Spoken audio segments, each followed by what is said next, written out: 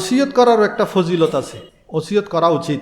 যেমন হাদিস শরীফের মধ্যে আছে, আল্লাহর প্যারা হাবিব সাল্লাল্লাহু আলাইহি সাল্লাম ইরশাদ করেন, যার মৃত্যু ওসিয়তের পরে হয়, অর্থাৎ যে মৃত্যুর আগে ওসিয়ত করে যায়, সে অনেক বড় সুন্নতের উপর মৃত্যুবরণ করেছে, সে তাকওয়ার উপর মৃত্যুবরণ করেছে, তার মৃত্যুটা শাহাদাতের উপর মৃত্যু হয়েছে, আর সে এমন অবস্থায় মৃত্যুবরণ করেছে তার সব গুনাহ আল্লাহ তাআলা মাফ করে দেন। সেজন্য সম্পদের 3/1 অংশের জন্য ওসিয়ত করে যাওয়া উচিত। যাদের সম্পদ আছে তাদের ওসিয়ত মুখে বলা অথবা লিখিতভাবেও হতে পারে। ওসিয়ত করা যেমন নেকির কাজ, আবার ওসিয়ত করার সময় যদি ওয়ারিসগণ ক্ষতিগ্রস্ত হয় সেটা গুনাহের কাজ। তাই ওসিয়ত কিভাবে করলে সঠিক হবে, এর সঠিক বিধান কি তা জানা অত্যন্ত জরুরি। তো ওসিয়ত শব্দটি মূলত উর্দু শব্দ। আরবিতে ওসিয়ত এটাকে ঈসা বলা হয়, আলিফ ইয়া সোয়াদ আলিফ হামজা, ঈসা। সহজ কথায় একজন ব্যক্তি তার জীবদ্দশায় এই মর্মে ঘোষণা করবে যে আমার মৃত্যুর পর আমার সম্পদের অমুক অংশ বা এই নির্দিষ্ট বস্তুটি অমুক ব্যক্তি বা অমুক প্রতিষ্ঠানকে দান করা হোক। এটার নাম হলো সহজ ভাষায় ওসিয়ত। এছাড়াও আপনি সম্পদ ছাড়াও ওসিয়ত করা যায়। যেমন আপনি বললেন আমার মৃত্যুর পর আমার বিধবা বোন আমার ঘরে থাকবে, তাকে তো সম্পদ দিচ্ছে না, বললেন আমার মৃত্যুর পর আমার এই বিধবা বোনটি আমার ঘরে থাকবে, এটা একটা ওসিয়ত হতে পারে।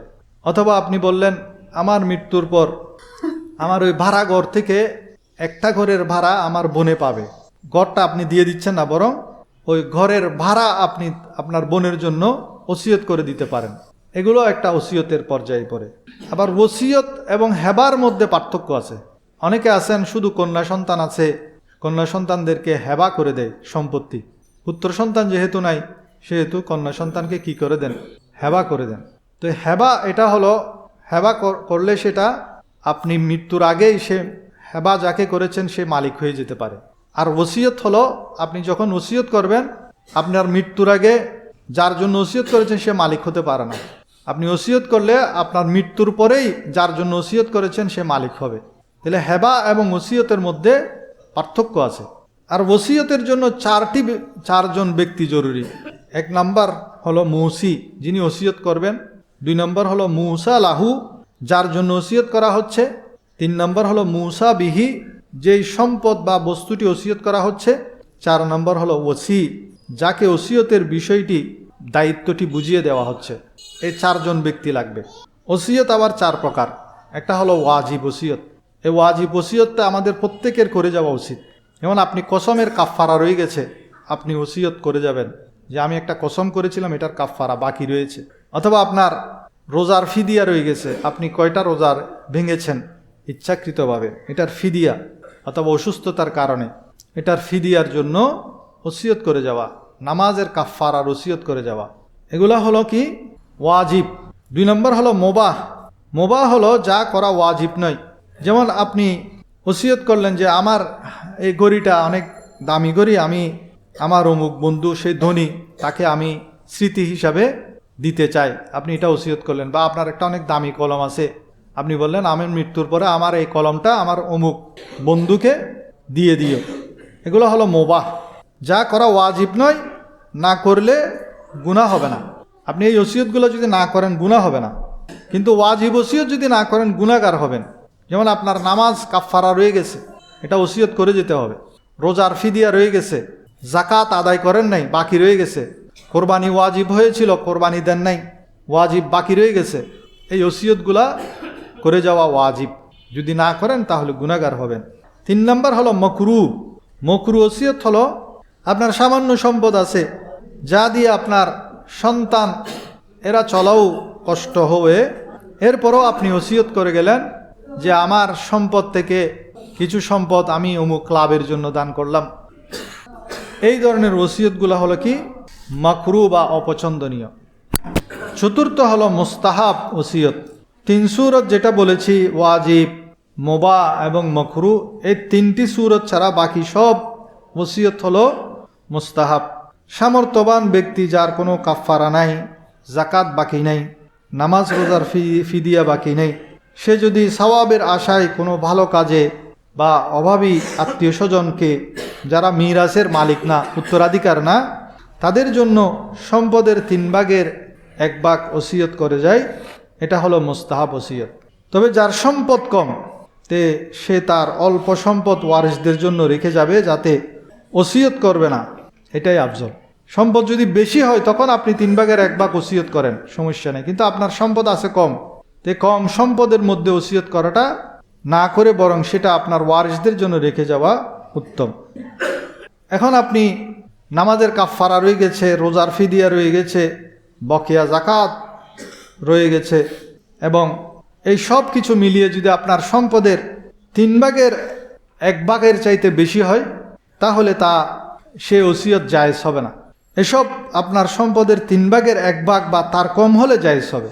তবে হ্যাঁ, আপনার মৃত্যুর পর আপনার সন্তানরা যদি সবাই, যারা ওয়ারিস যারা আছে, সবাই একমত হয় যে আপনার এই নামাজের কাফফারা, রোজার ফিদিয়া, আপনার জাকাত যে বাকি রয়ে গেছে, কোরবানির ওয়াজিব যে বাকি রয়ে গেছে, এগুলো যদি আপনার সন্তানরা আপনার সম্পদ থেকে দেওয়ার জন্য একমত হয়, তাহলে 3/1 থেকে বেশি হলেও সেটা জায়েজ আছে। কিন্তু শরীয়তের হলো 3/1 ভিতরে থাকতে হবে। 1 চাইতে বেশি যখন হবে তখন ওয়ারিসরা সবাই একমত হতে হবে।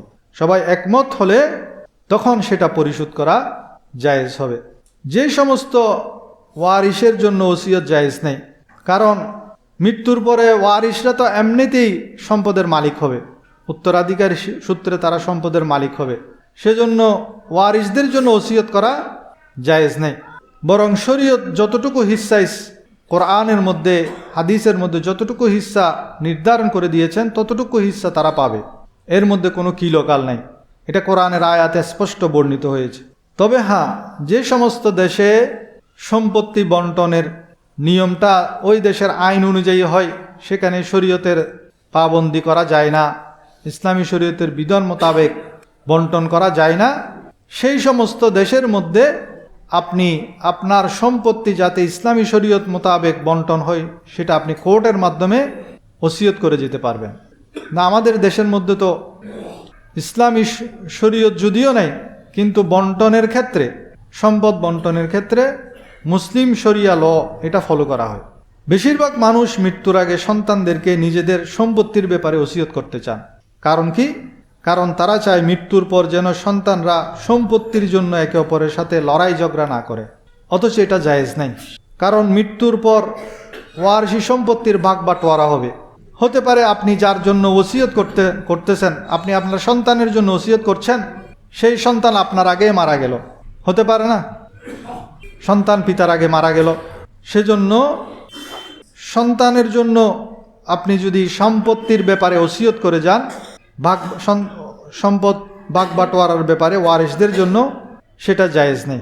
ওসিয়ত করার আরও বেশ কিছু বিষয় রয়েছে, যেমন আপনারা ওসিয়তের মধ্যে, যেহেতু ওসিয়ত করা একটা সওয়াবের কাজ, ওসিয়তের মধ্যে আপনারা সন্তানদেরকে দ্বীনের অনুসরণের ব্যাপারে ওসিয়ত করতে পারেন, সুন্নতের উপর আমল করার ব্যাপারে ওসিয়ত করতে পারেন, নাজায়েজ এবং হারাম কাজ থেকে বাঁচার জন্য ওসিয়ত করতে পারেন, গুনাহ থেকে বাঁচার জন্য ওসিয়ত করতে পারেন, আপনার ঋণ থাকলে তা পরিশোধ করার জন্য ওসিয়ত করতে পারেন। হজ ফরজ ছিল কিন্তু এখন আর করতে পারছেন না, যখন ফরজ ছিল তখন করেন নাই, এখন আর অসুস্থতার কারণে যেতে পারছেন না, আপনার হজ্জে বদল করার জন্য ওসিয়ত করতে পারেন। তেমনিভাবে জাকাত ফরজ ছিল, আদায় করেননি, কোরবানি ওয়াজিব ছিল, আদায় করেননি, তা আদায় করার জন্য আপনি ওসিয়ত করে যেতে পারেন। নামাজ রোজার ফিদিয়ার জন্য ওসিয়ত করে যেতে পারেন। সন্তানরা একে অপরের সাথে লড়াই ঝগড়া যাতে না করে সেজন্য ওসিয়ত করতে পারেন। সম্পত্তি শরীয়ত মোতাবেক ভাগ বাটোয়ারা করার ওসিয়ত করতে পারেন।